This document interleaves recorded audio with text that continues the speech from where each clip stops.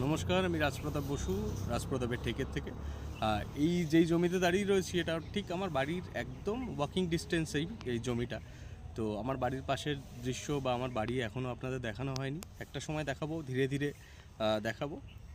তো এই জমিতে খানিকক্ষণ আগে আসলাম, তাই ভাবলাম একটা ভিডিও এখান থেকে করি এবং এই ভিডিওর মাধ্যমে শুধুমাত্র জমি দেখানো নয়, ভিডিওর মাধ্যমে কিছু ইনফরমেশন দেবো, যেমন 2025-এর একটা নির্বাচিত রিক্যাপ আজকে রাতে আপনারা পেতে চলেছেন রাজপ্রতাপের ঠেকে একটি গল্প। এটি একটি রিক্যাপ স্টোরি যদিও, এবং পরবর্তী নিবেদন আমরা যেটা আসছে সেটি একটি বড় গল্প।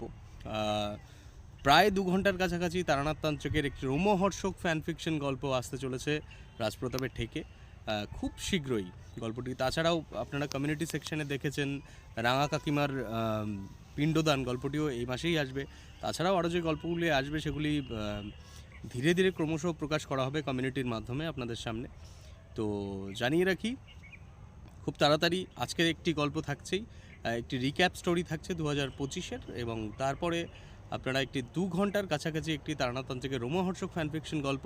তারানাথ তান্ত্রিক যেতে চলেছে জমিদার বল্লভ রায়ের বাড়িতে এবং সেখানে ঘটতে চলেছে একটি অসামান্য ঘটনা। সেটি গল্প না জানলে বা না শুনলে বুঝতে পারবেন না।